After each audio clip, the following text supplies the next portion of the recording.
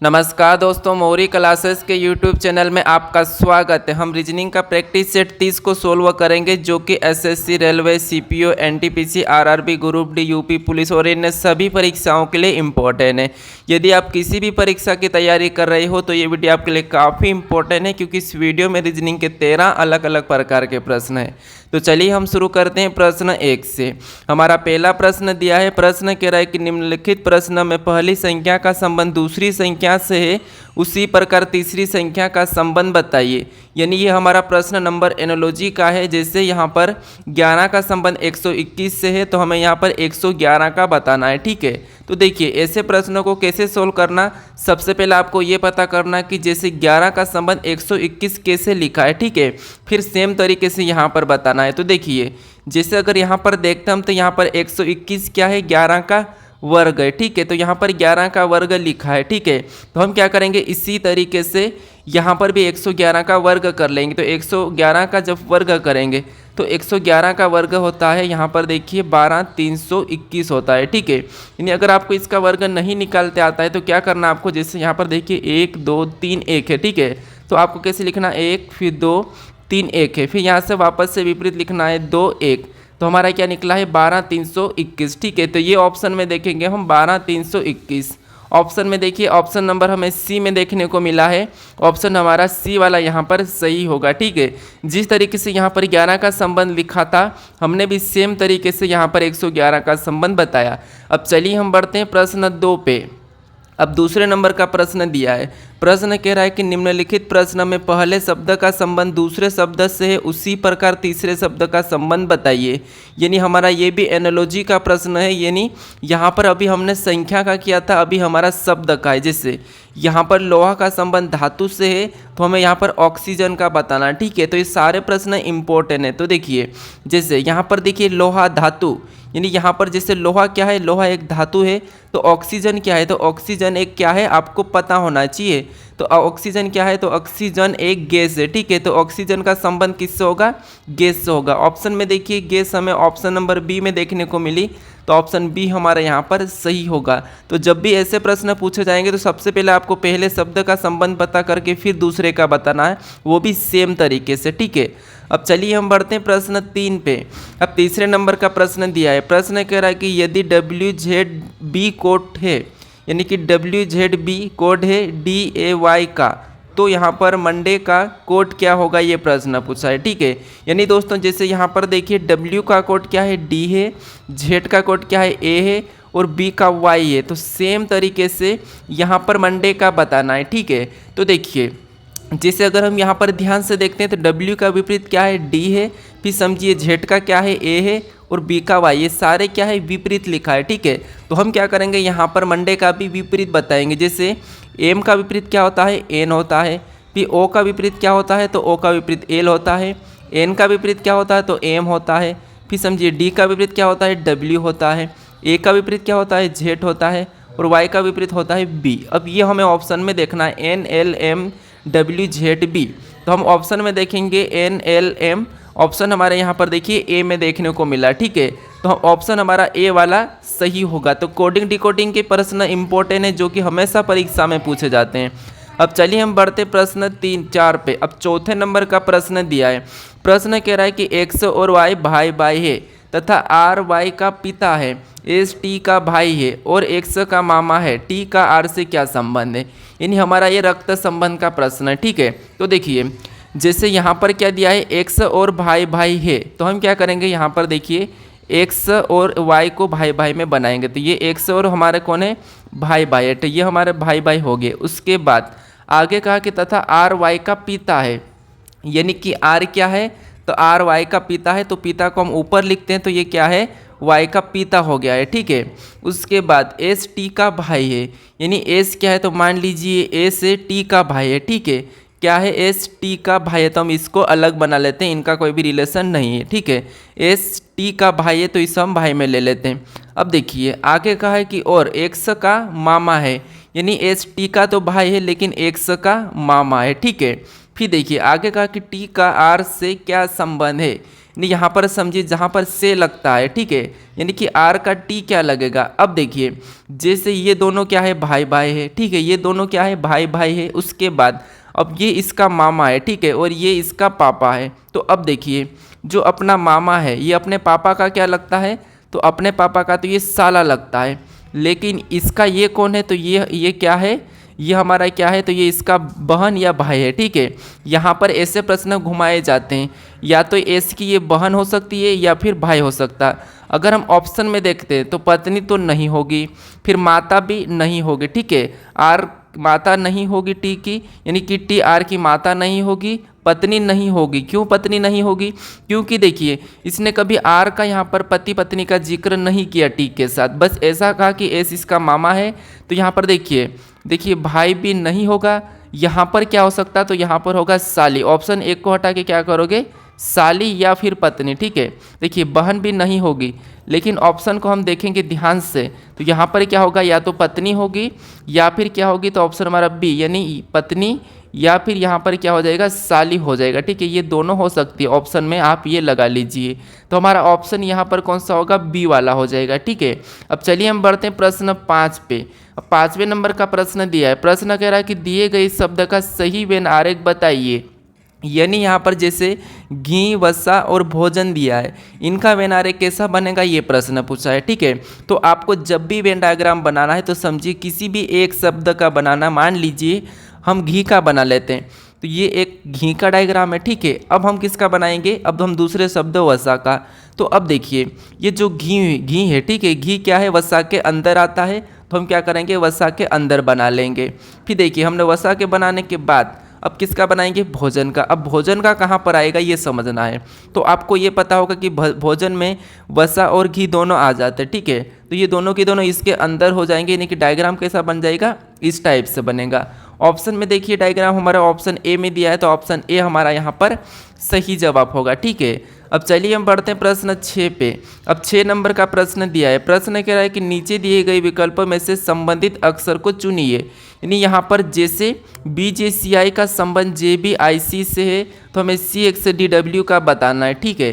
तो देखिए ये भी हमारा एनालॉजी का ही प्रश्न है। एनालॉजी 3 प्रकार की आती है, फिर एक तो नंबर की आती है, दूसरी हमारी शब्द की आती है, और तीसरी हमारी लेटर की आती है, ठीक है।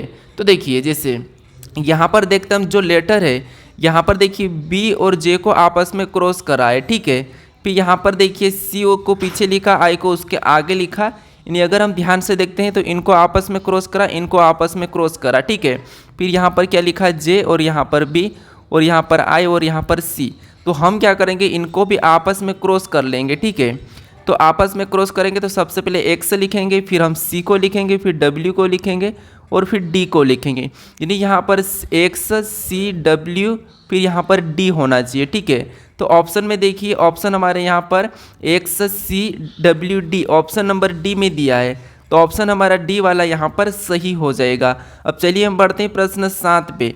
अब 7वां नंबर दिया है प्रश्न कि यदि पुलिस को शिक्षक कहा जाए, शिक्षक को राजनीतिज्ञ, राजनीतिज्ञ को डॉक्टर और डॉक्टर को वकील तथा वकील को सर्जन कहा जाए, तो अपराधियों को कौन पकड़ेगा। यानी देखिए जब भी ऐसा प्रश्न पूछा जाएगा तो आपको सबसे पहले यहाँ पर ध्यान देना है कि अपराधियों को कौन पकड़ेगा।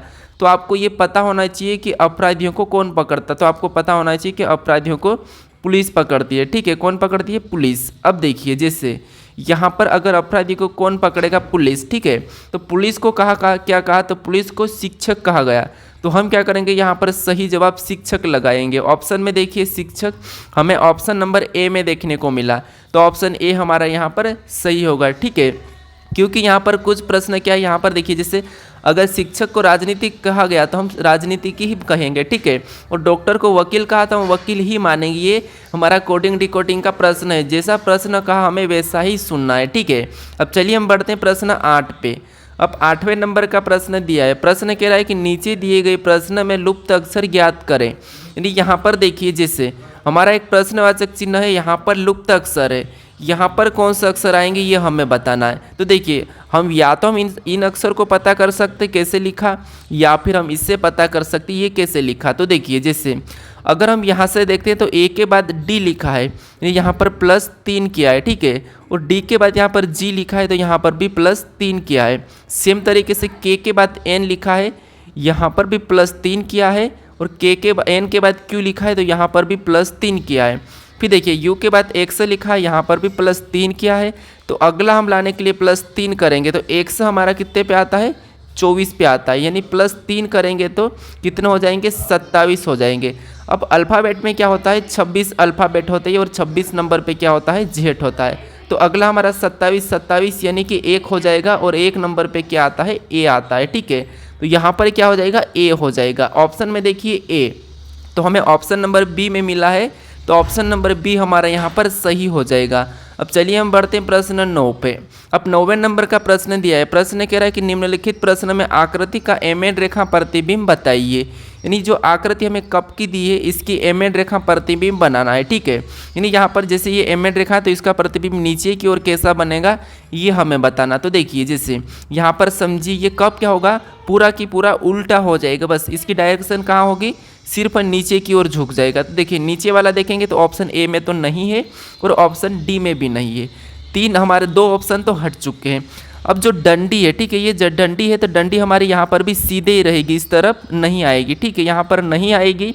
तो अगर हम ऑप्शन में देखेंगे तो ये इस तरफ आ चुकी, तो इसीलिए ऑप्शन बी हटेगा और ऑप्शन हमारा यहाँ पर सी सही होगा, ठीक है।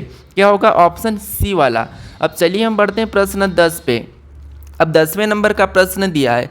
प्रश्न कह रहा है कि अक्षर श्रृंखला श्रेणी ज्ञात करिए, यानी हमें यहाँ पर देखिए GFE रिक्त स्थान, IG रिक्त स्थान, II ये इनकी हमें ऐसे प्रश्नों को कैसे सोल्व करना समझिए। जब भी आपको ऐसे खाली स्थान यानी कि रिक्त स्थान वाले प्रश्न मिले तो आपको क्या करना है, यहाँ पर गिन लेना है। जैसे यहाँ पर 1, फिर 2, 3, 4, 5, 6, 7, 8, 9, 10, 11, 12, 13, 14, 15, 16, 17, 18, यानी हम इसे 3-3 में या 4-4 में काट सकते हैं। लेकिन आपको सीधे ही क्या करना है, इनको 4-4 भाग में अलग कर लेना, ठीक है। 4-4 भाग में अलग कर लेना है, फिर इसे सोल्व कर लेना। तो हमने देखिए 1, 2, 3, 4, फिर देखिए 1, 2, 3, 4, 1, 2, 3, 4, फिर देखिए 1, 2, 3, 4। तो ऐसा हम क्या करेंगे, इसको 4-4 में अलग कर लेंगे, ठीक है। अब देखिए सबसे पहले आपको क्या देखना है, यहाँ पर देखिए हमारे रिक्त स्थान क्या है, तो ई के बाद है, ठीक है, ई के बाद। तो ई के बाद यहाँ पर आई लिखा है और यहाँ पर भी ई के बाद आई लिखा है। तो यहाँ पर क्या करेंगे, हम ई के बाद आई को ही लिख देंगे, ठीक है। यहाँ पर हम क्या करेंगे, आई को भरेंगे। अब हमारा यहाँ पर जोड़ा क्या बना है, GFEI, ठीक है, GFEI। फिर देखिए यहाँ पर वापस से देखेंगे हम, तो देखिए या फिर इसे हम 5-5 में भी काट सकते हैं। देखिए 5-5 में काटेंगे तो यहाँ से कटेगा, 1, 2, 3 यहाँ से कटेगा, फिर 1, 2, 3, 4, ये 4 और ये यहाँ से कटेगा और ये यहाँ से कटेगा, ठीक है। अब देखिए अब भरते हैं हम, जैसे GFEI, आई से पहले क्या है, तो देखिए आई से पहले आई ही है, तो एक तो आई यहाँ पर बनेगा डबल आई, ठीक है। तो GFEII, फिर यहाँ पर भी GFEII, यहाँ पर देखिए GFEII, ठीक है। यहाँ पर भी जोड़ा बनाएंगे GFEII। अब देखिए हमारा सभी जोड़े में सेम आना चाहिए, जैसे GFEII, GFEII, GFEII, GFEII, यानी सारे के सारे शब्द हमें सेम तरीके से पढ़ने वक्त आना चाहिए, ठीक है। अब देखिए हमने कौन कौन से लेटर को भरा है, तो सबसे पहले हमने आई को भरा, फिर हमने एफ को भरा, फिर हमने जी को भरा, फिर हमने आई को भरा, फिर हमने ई को भरा। तो ये ऑप्शन में देखेंगे IFGIE, तो हमारा ऑप्शन नंबर देखिए ए में मिला है, ठीक है। तो ऑप्शन हमारे यहाँ पर सही होगा। तो आपको यहाँ पर जोड़ा नहीं ऑप्शन में लगाना, ठीक है, क्योंकि हमें ऑप्शन में जोड़ा नहीं लगाना है, जो लेटर हमने भरे हैं इन लेटर को हमें ऑप्शन में लगाना है, ठीक है। अब चलिए हम बढ़ते हैं प्रश्न 11 पे। अब 11 नंबर का प्रश्न दिया है। प्रश्न कह रहा है कि नीचे दी गई श्रृंखला श्रेणी ज्ञात करें, यानी यहाँ पर हमें जैसे 219, 211, 204, 198 एक प्रश्नवाचक चिन्ह और अगली संख्या दी है। तो जो प्रश्नवाचक चिन्ह है यहाँ पर कौन सी संख्या आएगी ये हमें बताना है। तो देखिए जैसे यहाँ पर अगर हम ध्यान से देखते हैं तो देखिए अंतर देखते हैं 219 से 211, यहाँ पर कितना माइनस हो रहा है, तो यहाँ पर -8 हो रहा है, ठीक है। फिर देखिए 211 से 204 यानी -7 हो रहा है, ठीक है। फिर 204 से 198 यानी यहाँ पर -6 हो रहा है। तो अगली संख्या लाने के लिए यहाँ पर माइनस कितना करना पड़ेगा, 5। तो अगर -5 करेंगे 98 में से तो यहाँ पर हमारे कितना हो जाएंगे, 193 हो जाएंगे, ठीक है। जो प्रश्नवाचक है यहाँ पर 193 और 193 में माइनस अब क्या करेंगे, 4 करेंगे तो हमारे 189 आ जाएंगे, ठीक है। और यहाँ पर 189 दिया है, तो जो प्रश्नवाचक चिन्ह है यहाँ पर क्या आएगा 193 यानी कि 193। ऑप्शन में देखिए ऑप्शन नंबर हमें सी में मिला है, तो ऑप्शन नंबर सी हमारा यहाँ पर सही हो जाएगा। अब चलिए हम बढ़ते प्रश्न 12 पे। 12 नंबर का प्रश्न दिया है, प्रश्न इम्पोर्टेंट है। देखिए कथन दिया है और कथन के बारे में निष्कर्ष क्या कह रहा है वो हमें ऑप्शन में से बताना है। तो ये प्रश्न एक आता है, ये इम्पोर्टेंट है। तो देखिए आपको कुछ भी नहीं करना है, समझी जैसे सबसे पहले जो कथन कह रहा है हमें वो समझना है। कथन क्या कह रहा है, देखिए कथन कह रहा है कि कुछ व्यक्ति अच्छे हैं, यानी पहला कथन कह रहा है कि कुछ व्यक्ति अच्छे हैं। तो देखिए यहाँ पर देखिए ये कुछ व्यक्ति है, ठीक है, ये कुछ व्यक्ति है। तो व्यक्ति का मैं वी लेता हूँ, ये क्या है अच्छे, तो अच्छे यानी कि कुछ वाला ऐसा डायग्राम बनाएंगे, और अच्छे का मैं ए लेता हूँ, ठीक है। अब देखिए कुछ व्यक्ति क्या है अच्छे, इसको मैं कलर लेता हूँ, कुछ व्यक्ति क्या है अच्छे है, तो ये डायग्राम बना कुछ वाला ये अच्छे का है, ठीक है।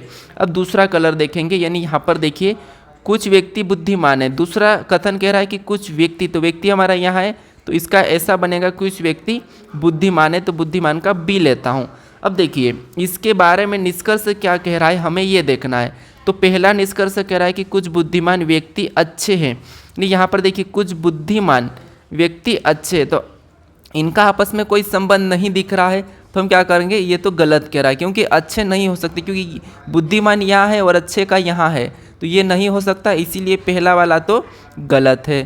फिर दूसरे को देखिए कुछ अच्छे व्यक्ति बुद्धिमान है। अब देखिए यहाँ पर कुछ अच्छे व्यक्ति बुद्धिमान है, तो क्या ये कुछ अच्छे व्यक्ति है, ठीक है, क्या इनका कोई बुद्धिमान से संबंध है, क्या नहीं है, ठीक है। तो दूसरा वाला भी यहाँ पर गलत होगा। अब आप यहाँ पर अक्सर कंफ्यूज होते हैं कि इसका डायग्राम तो ऐसा भी बन सकता, कैसा, अब देखिए ऐसा, ये कौन सा किसका हो गया, तो ये व्यक्ति का हो गया, पर ये किसका हो गया कहोगे, तो ये हमारा किसका हो गया अच्छे का हो गया। फिर कहोगे कि ये किसका हो गया, तो ये हमारा हो गया बुद्धिमान का। अब डायग्राम ऐसा भी बन सकता, तो हाँ ये यहाँ पर क्या होता है या वाली कंडीशन लगती है, ठीक है। फिर इसमें आपको कैसे ऑप्शन मिलेंगे, अभी तो हमारे दोनों की दोनों गलत है, ठीक है, अभी तो हमारे दोनों की दोनों गलत है। तो यहाँ पर ऑप्शन में देखेंगे केवल दूसरा तो नहीं, फिर केवल पहला तो नहीं, न तो निष्कर्ष पहला और न ही दूसरा, तो ये हमारा अभी सही हो रहा, ठीक है। ये फिर निष्कर्ष पहला या दूसरा दोनों निकलते तो ये भी नहीं होते। अगर आपको बाय चांस यहाँ पर ऑप्शन में या तो पहला, ठीक है, या तो पहला या फिर या तो दूसरा अगर ऐसा मिला, तो फिर आपको क्या करना है, ऑप्शन ये वाला लगाना है, ठीक है। ऐसी कंडीशन में ऐसा डायग्राम बनाना, तो फिर आपको यहाँ पर या वाली कंडीशन लगाना है, ठीक है, जब आपको ऑप्शन मिले तब। अगर ऑप्शन में नहीं मिले तो फिर आपको ऐसे इनका संबंध देखना है। अगर यहाँ पर संबंध नहीं मिला तो आपको ये या वाला डायग्राम नहीं बनाना है, ठीक है, तो ये ध्यान देना। तो हमारा यहाँ पर ऑप्शन सी वाला सही हो जाएगा। अब चलिए हम बढ़ते हैं प्रश्न 13 पे। अब 13 नंबर का प्रश्न दिया है, प्रश्न कह रहा है कि नीचे दी गई आकृति किस विकल्प में चिन्हित है, यानी जो W बना है ये किस विकल्प में चिन्हित है, ये हमें बताना है, ठीक है। तो चलिए इस प्रश्न का मुझे कमेंट करके बताइए कि सही आंसर क्या है, ठीक है, ये मुझे कमेंट करें। और अभी तक आप इस चैनल को सब्सक्राइब नहीं करे तो प्लीज़ सब्सक्राइब कर लीजिए। आप वीडियो देखते हो लेकिन सब्सक्राइब नहीं करते हो, वीडियो को लाइक भी ज़रूर कर दीजिए। तो चलिए हम अभी मिलते हैं नेक्स्ट वीडियो में। आप इसका सही जवाब मुझे कमेंट करके बताएं कि 13 का सही आंसर क्या है, ठीक है, चलिए।